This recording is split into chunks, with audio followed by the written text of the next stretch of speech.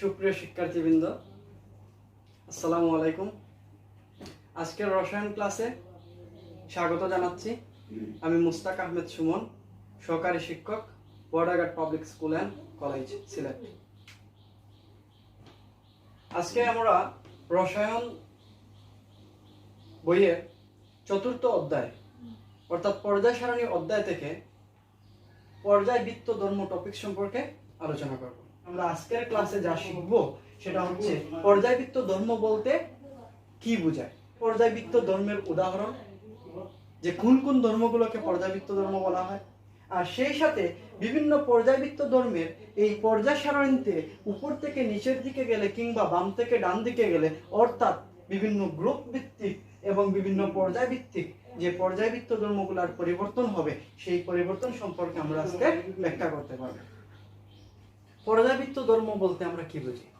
যেহেতু আমরা জানি পর্যায় সারণীতে এই উপর থেকে নিচের দিকে যেগুলা খাড়া রেখাগুলো থাকে সেই রেখাগুলোকে আমরা বিভিন্ন গ্রুপ হিসেবে আইডেন্টিফাই করি, আর এই বাম থেকে ডান দিকে যে রেখাগুলো থাকে সেগুলোকে আমরা বিভিন্ন পর্যায় হিসেবে চিহ্নিত করি। এই উপর থেকে নিচের দিকের যে গ্রুপগুলা, সেই গ্রুপে উপর থেকে নিচের দিকে গেলে বিভিন্ন ধরনের ধর্ম আছে মৌলের, সেই ধর্মগুলোর পরিবর্তন হয়। আমি আবারও বলতেছি, পর্যায় সারণীতে যে খাড়া রেখাগুলো থাকে সেগুলোকে আমরা গ্রুপ হিসেবে চিহ্নিত করি, আর বাম থেকে ডান দিকে যে আড়াআড়ি যে রেখাগুলো থাকে সেই রেখাগুলোকে আমরা পর্যায় হিসেবে চিহ্নিত করি। এই কোন একটা মৌলের পর্যায় সারণীতে উপর থেকে নিচের দিকে গেলে যে সকল ধর্মগুলার পর্যায়ক্রমে পরিবর্তন হয়, অর্থাৎ সেই ধর্মের বৃদ্ধি করতে পারে কিংবা সেই ধর্মের হ্রাস করতে পারে, অথবা পর্যায় সারণীতে বাম থেকে ডান দিকে গেলে মৌলগুলোর কিছু ধর্মের পরিবর্তন হয়।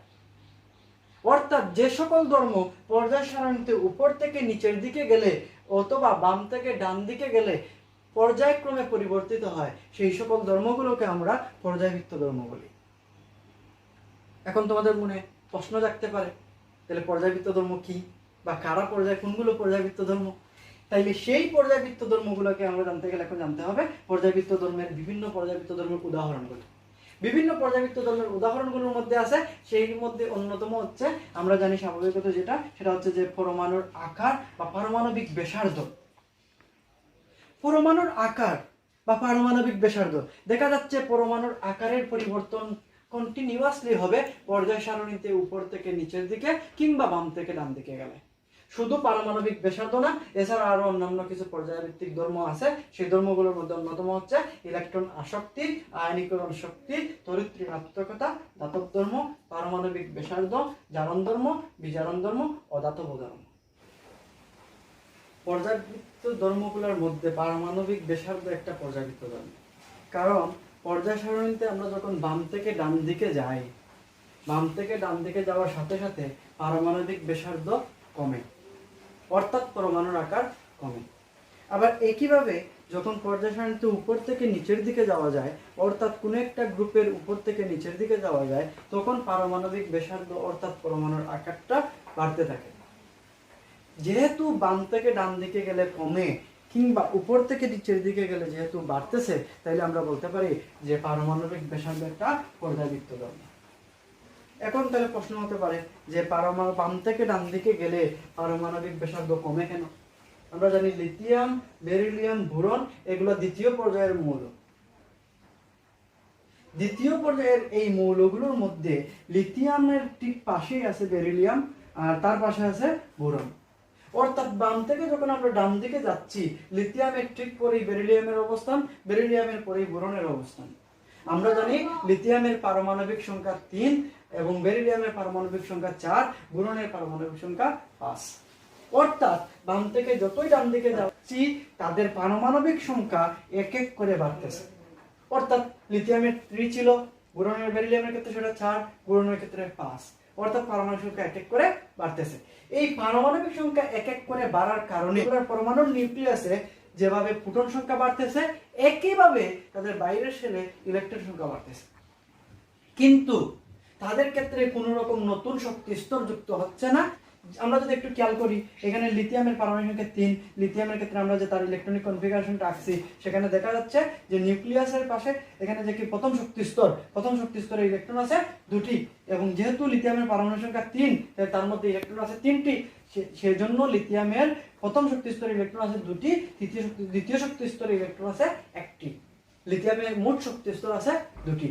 অনুরূপভাবে যেহেতু লিথিয়ামের ঠিক পরেই বেরিলিয়ামের অবস্থান, বেরিলিয়ামের ক্ষেত্রে যেহেতু পারমাণবিক সংখ্যা 4, তাই তার প্রথম শক্তি স্তরে ইলেকট্রন 2টি, দ্বিতীয় শক্তি স্তরে ইলেকট্রন 2টি।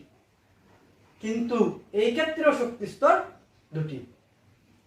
পারমাণবিক সংখ্যা 1 করে বাড়ছে এটা সত্য, কিন্তু তার কি বাড়ে নাই? শক্তি স্তর বাড়ে নাই।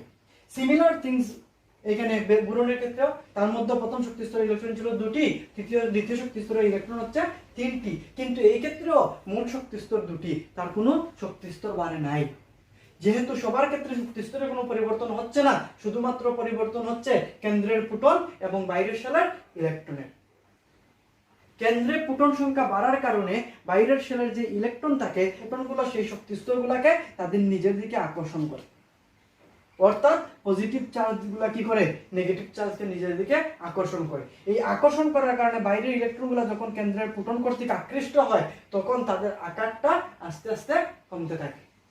তাই বাম থেকে ডান দিকে গেলে পারমাণবিক ব্যাসার্ধ বা পরমাণুর আকার কমতে থাকে। কেন্দ্রে যে প্রোটন বা ধনাত্মক চার্জ থাকে, সেই ধনাত্মক চার্জটা ইলেকট্রন সমৃদ্ধ শক্তি স্তরগুলোকে নিজের কেন্দ্রের দিকে আকৃষ্ট করতে থাকে।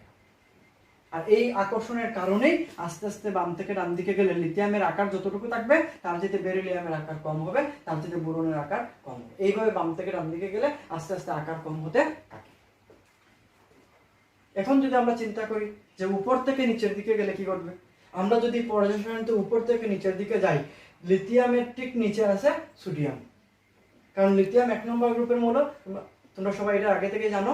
লিথিয়াম 1 নম্বর গ্রুপের মৌল, সোডিয়াম হচ্ছে 1 নম্বর গ্রুপের মৌল। লিথিয়ামের নিচে অবস্থান হচ্ছে সোডিয়ামের। সোডিয়ামের পারমাণবিক সংখ্যা হচ্ছে 11। সোডিয়ামের পারমাণবিক সংখ্যা 11 হওয়ার কারণে সোডিয়ামের ইলেকট্রন বিন্যাস যদি আমরা আঁকি, তাহলে সেক্ষেত্রে দেখা যাচ্ছে, আমরা যদি তার অরবিটাল চিত্রের মাধ্যমে যদি দেখে তার পরমাণু ভিডিওটা, তাহলে সেক্ষেত্রে এখানে আমরা দেখবো নিউক্লিয়াসের পাশে যে প্রথম শক্তি স্তর, সেখানে ইলেকট্রন আছে 2টি, দ্বিতীয় শক্তি স্তরে ইলেকট্রন আছে 8টি, আর তৃতীয় শক্তি স্তরে ইলেকট্রন আছে 1টি, অর্থাৎ সোডিয়ামের মোট ইলেকট্রন আছে 11টি। কিন্তু খেয়াল করলে দেখবো যেখানে লিথিয়ামের মধ্যে শক্তি স্তর 2টি, কিন্তু সোডিয়ামের মধ্যে শক্তি স্তর আছে 3টি। লিথিয়ামের চেয়ে সোডিয়ামের শক্তি স্তর একটা বেড়ে গেছে। আর এই শক্তি স্তর বেড়ে যাওয়ার কারণে নিউক্লিয়াসের যে প্রোটনগুলো আছে তার এবং বাইরের শেলের যে ইলেকট্রন, তাদের মধ্যকার দূরত্ব অনেকটা বেড়ে গেছে। আর এই জন্য উপর থেকে নিচের দিকে গেলে পারমাণবিক ব্যাসার্ধ কিংবা পরমাণুর আকার, আমরা যেটাই বলি না কেন, সেটা ক্রমাগত বাড়তে থাকে। আয়নীকরণ শক্তি। আয়নীকরণ শক্তি একটি পর্যাবৃত্ত ধর্ম। আয়নীকরণ শক্তি পর্যাবৃত্ত ধর্ম কারণ হচ্ছে যে কি, সেটিও পর্যায় সারণীতে বাম থেকে ডান দিকে গেলে কিংবা উপর থেকে নিচের দিকে গেলে বিভিন্ন মৌলের ক্ষেত্রে আয়নীকরণ শক্তির পরিবর্তন ঘটে। এক এক মৌলের সাথে ক্ষেত্রে আয়নীকরণ শক্তির পরিমাণ এক এক রকম। তো আয়নীকরণ শক্তি কাকে বলে বা আয়নীকরণ শক্তি জিনিসটা কি? আমাদের কাছে যদি একমূল মৌল থাকে, সেই একমূল মৌলের মধ্যে কিন্তু একমূল পরমাণু আছে। তাহলে গ্যাসীয় অবস্থায় কোনো মৌলের যে আমরা একমূল বিচ্ছিন্ন পরমাণু থাকবে, গ্যাসীয় অবস্থায় আমরা কোনো একটা মৌল নিব, সেই মৌলের মধ্যে একমূল বিচ্ছিন্ন পরমাণু থাকবে। সেই একমূল বিচ্ছিন্ন পরমাণুর আমরা প্রতিটা পরমাণু থেকে যদি আমরা একটি করে ইলেকট্রন সরিয়ে নেই, তাহলে একমূল বিচ্ছিন্ন পরমাণু থেকে আমরা একমূল ইলেকট্রন সরিয়ে নিব।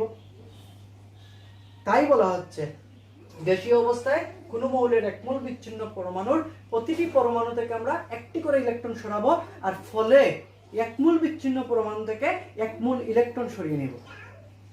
যদি আমরা প্রত্যেকটা পরমাণু থেকে একটি করে ইলেকট্রন সরিয়ে নেই, তাইলে তার ফলে আমাদের কাছে একমূল ধনাত্মক আয়ন তৈরি হবে।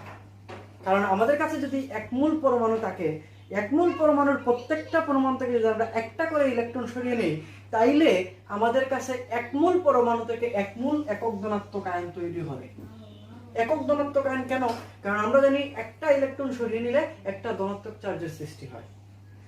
তাইলে একমূল ইলেকট্রন সরিয়ে নিতে গেলে যে একমূল ধনাত্মক আয়ন যখন তৈরি হয়, এইটা তৈরি করতে যে পরিমাণ শক্তির প্রয়োজন হয়, এইটাকে আমরা বলতেছি আয়নীকরণ শক্তি। আয়নীকরণ শক্তির ক্ষেত্রে আমরা যদি এখন একটা উদাহরণ কল্পনা করি, একটা মৌলের কথা যদি চিন্তা করি, ধরলাম আমরা একটা মৌল, সেটা হচ্ছে লিথিয়াম। তো এই লিথিয়াম, একমূল লিথিয়াম পরমাণুর মধ্যে প্রত্যেকটা পরমাণু থেকে যদি আমরা একটা করে ইলেকট্রন সরাই, আমরা যদি লিথিয়ামের ইলেকট্রনিক কনফিগারেশনটা দেখি, তার যে অরবিটাল ডায়াগ্রাম সেটা যদি আমরা দেখি, তাহলে সেখানে আমরা দেখতে পারবো সেটা হচ্ছে এইখানে লিথিয়ামের 3টা ইলেকট্রনের মধ্যে প্রথম শক্তি স্তরের ইলেকট্রন আছে 2টি, দ্বিতীয় শক্তি স্তরের ইলেকট্রন আছে 1টি। আমরা যেহেতু বলছি যে কি প্রত্যেকটা পরমাণু থেকে একটি করে ইলেকট্রন সরিয়ে নেব, এইটা হচ্ছে লিথিয়ামের একটা পরমাণু, তার বাইরের শেলে এই একটা হচ্ছে তার বাইরের শেলে ইলেকট্রনটা। আমরা এই ইলেকট্রনটাকে যদি অপসারণ করতে চাই, সরিয়ে নেই, তাহলে এই ইলেকট্রনটা সরিয়ে নিলে বাকি থাকবে কি তৃতীয় শক্তি স্তরে তখন কোনো ইলেকট্রন থাকবে না, তখন বাকি থাকবে সেখানে লিথিয়ামের নিউক্লিয়াস এবং কি লিথিয়ামের প্রথম শক্তি স্তরে 2টি ইলেকট্রন। সেক্ষেত্রে দ্বিতীয় শক্তি স্তরটা এখানে বাকি থাকবে না, কারণ দ্বিতীয় শক্তি স্তরের ইলেকট্রনটা আমরা অপসারণ করে বলছি, ফলে যা তৈরি হবে সেটা হবে লিথিয়াম আয়ন। আর আমরা যদি খেয়াল করে দেখি লিথিয়াম আয়নে ইলেকট্রন আছে 2টি। তাহলে এই যে লিথিয়ামের থেকে আমরা যে একটা ইলেকট্রন সরিয়ে নিলাম, এই সরিয়ে নিতে গেলে এখানে কিছু শক্তির প্রয়োজন, এই শক্তিটাকে আমরা বলতেছি আয়নীকরণ শক্তি। এখন আমরা দেখবো আয়নীকরণ শক্তি কিভাবে গ্রুপ ভিত্তিক বা পর্যায় ভিত্তিক ভাবে কিভাবে তার পরিবর্তন হয়। আগে একটা টপিকসে আমরা যখন পারমাণবিক ব্যাসার্ধ নিয়ে আলোচনা করেছি, তখন সেক্ষেত্রে আমরা দেখেছি যে বাম থেকে ডান দিকে গেলে পরমাণুর আকার হ্রাস পায়। বাম থেকে ডান দিকে গেলে যেহেতু পরমাণুর আকার হ্রাস পায়, আকার হ্রাস পাওয়ার অন্যতম কারণটা ছিল যে কেন্দ্রের ধনাত্মক চার্জ বাইরের শেলের ইলেকট্রনগুলোকে জোরালোভাবে আকর্ষণ করে। জোরালোভাবে আকর্ষণ করে কথা হতো নিজের দিকে টেনে নিয়ে আসে। টেনে নিয়ে আসার কারণে তাদের মধ্যে আকর্ষণ, নিউক্লিয়াস এবং ইলেকট্রনের মধ্যকার আকর্ষণ অত্যন্ত প্রবল থাকে। আর এই লিথিয়ামের এই জন্যই আকর্ষণটা অত্যন্ত প্রবল থাকে, এই কারণেই বাম থেকে ডান দিকে গেলে পরমাণুর আকারটা কমে। যেহেতু বাম থেকে ডান দিকে গেলে পরমাণুর আকার কমে, তার মানে কথার অর্থ হচ্ছে এইটা যে নিউক্লিয়াস এবং ইলেকট্রনের মধ্যকার আকর্ষণ সবচেয়ে বেশি সেই পরমাণুর ক্ষেত্রে যে পরমাণুর আকারটা ছোট। যদি আমরা চিন্তা করি এই লিথিয়াম, বেরিলিয়াম এবং বোরনের কথা, যেটা আমরা একটু আগে উদাহরণ হিসেবে দেখছি, লিথিয়ামের আকার যতটুকু হবে তার চাইতে বেরিলিয়ামের আকার হবে ছোট। যেহেতু বাম থেকে ডান দিকে যাচ্ছে, তাহলে বাম থেকে ডান দিকে গেলে পরমাণুর আকার কমে, তাইলে লিথিয়ামের চাইতে বেরিলিয়ামের আকার হবে কম বা ছোট। একইভাবে বেরিলিয়ামের চেয়ে বোরনের আকার হবে কম। তার মানে যার আকার কম তার মধ্যে নিউক্লিয়াস এবং ইলেকট্রনের মধ্যকার আকর্ষণ শক্তিটা বেশি। যদি আমি এখন চিন্তা করি যে লিথিয়াম, বেরিলিয়াম এবং বোরনের মধ্যে, বোরনের ক্ষেত্রে যেহেতু আকারটা তিনজনের মধ্যে যেহেতু বোরনের আকারটা কম, তাহলে বোরনের ক্ষেত্রে নিউক্লিয়াস এবং ইলেকট্রনের মধ্যকার আকর্ষণ শক্তি বেশি। আর যার ক্ষেত্রে আকর্ষণ শক্তি বেশি, সেইখান থেকে একটি ইলেকট্রনকে সরিয়ে নিতে গেলে আমরা জানি আয়নিক শক্তি মানে সেখান থেকে একটি করে ইলেকট্রন সরাতে হবে। যার ক্ষেত্রে আকার ছোট, তার মধ্যে নিউক্লিয়াস এবং ইলেকট্রনের মধ্যকার আকর্ষণ শক্তি বেশি।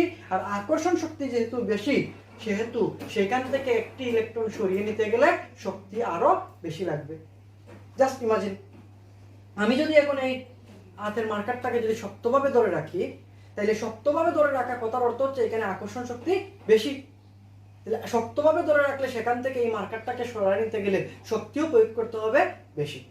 তার মানে কথার অর্থ হচ্ছে এটা যে বাম থেকে ডান দিকে গেলে যেহেতু পরমাণুর আকার হ্রাস পায় বা কমে, তাহলে যে পরমাণুর আকার কম, পরমাণুর আকার কম কথাটার অর্থ হচ্ছে তার মধ্যে নিউক্লিয়াস এবং ইলেকট্রনের আকর্ষণ শক্তি বেশি।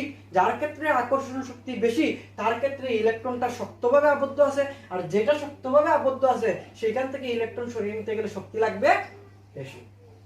এই জন্য বাম থেকে ডান দিকে গেলে যেখানে পরমাণুর আকার কমে, বাম থেকে ডান দিকে গেলে পরমাণুর আকার কমে, তাই আকার কমা যে অর্থ হচ্ছে কি তাদের মধ্যে আকর্ষণ বেশি, এই জন্য সেখান থেকে ইলেকট্রন সরিয়ে নিতে শক্তি লাগে বেশি, আর এই জন্য আয়নীকরণ শক্তি বৃদ্ধি পায়।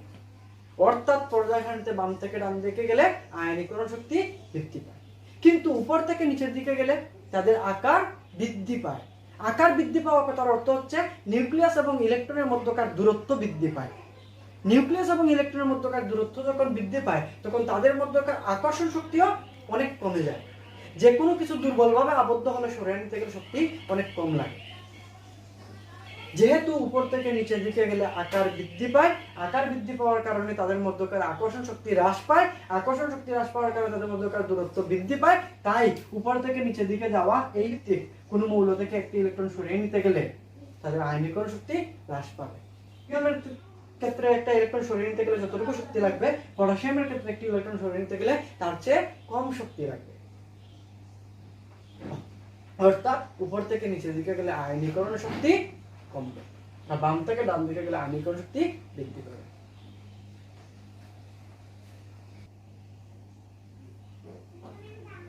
সুপ্রিয় শিক্ষার্থীরা, এতক্ষণ আমরা রসায়ন 4th অধ্যায় পর্যায়বৃত্ত ধর্ম থেকে আলোচনা করলাম। আমরা এর ফলে যা শিখলাম তা হচ্ছে পর্যায়বৃত্ত ধর্ম কি, বিভিন্ন ধরনের পর্যায়বৃত্ত ধর্মের উদাহরণ এবং পর্যায়বৃত্ত ধর্মের গ্রুপ ভিত্তিক ও পর্যায়ভিত্তিক পরিবর্তন। এখন এটাকে সবাই বাসায় অনুশীলন করো আর নিজেদের লেখাপড়া চালিয়ে যাও। সবাই ভালো থাকো, সুস্থ থাকো। বিদায় নিচ্ছি আজকের ক্লাস থেকে। আসসালামু আলাইকুম।